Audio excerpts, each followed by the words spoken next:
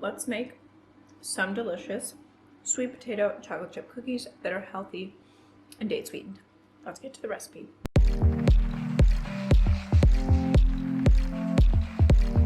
The first step is to bake some sweet potatoes, and then we're going to gather spices and baking soda and add it all to a medium bowl, and we're going to make our own oat flour. I put about 1.5 cups of whole traditional oats, grinded them up in addition to some walnuts to make a healthier flour if you're trying to avoid processed white flour or even whole wheat flour, or if you're gluten-free, this cake is just one of those things that you can supplement really quickly.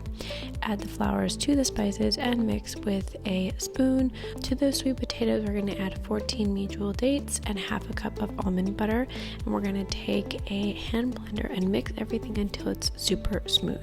You can also do this in a regular blender or a food processor. Mix in your dry ingredients, add 1.5 cups of chopped vegan chocolate.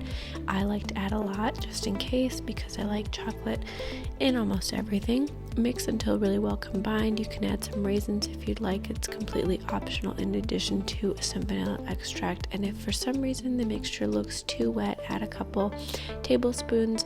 I've added about 1/4 cup of a spelt flour, but you can just add more oat flour to make it completely gluten-free. Now you can then choose to leave this cake batter in the refrigerator overnight if you're tight on time, or you can bake it immediately from mixing. Nevertheless, you want to put it into a cake pan. I bought these incredible silicone bake cake pans, and they work like a charm. You don't even have to grease them.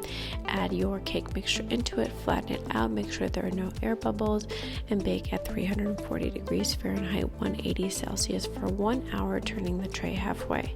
Because these vegan cakes are high saturation, they have a high water content. Because of the sweet potato, we want a long bake at a low temperature, and we want to do the toothpick test and make sure there are no crumbs on that toothpick. Once it's chilled for about 15 minutes on the countertop, we're going to flip it onto a wire rack, take it out of the silicone mold or the cake pan, and let it cool completely. In the meantime, we'll make some healthy frosting using dates, cashews, vanilla extract, and a cup of sweet potato. So you want to make sure you set this aside in the beginning if you don't want to bake more sweet potato. I had quite a bit on hand. Once the cake is more or less cooled, we're going to add as much frosting as we'd like. I just added frosting on the top, but you can add it to the sides, decorate it with some chocolate chips or cacao nibs, and really enjoy it. This cake is really delicious, healthy, and simple, and I love sweet potato and chocolate as a combination. This cake is super luxurious, but using very simple ingredients, and you can whip it up and make it for a party, as your dessert for the week, or enjoy it. You can make multiple cake loaves and have several, have it be tiered. You can really get creative with it. You just have to double the recipe. The recipe is super nice, delicious. The cake is very moist and nice and chocolatey because I love the combination of sweet potato and chocolate.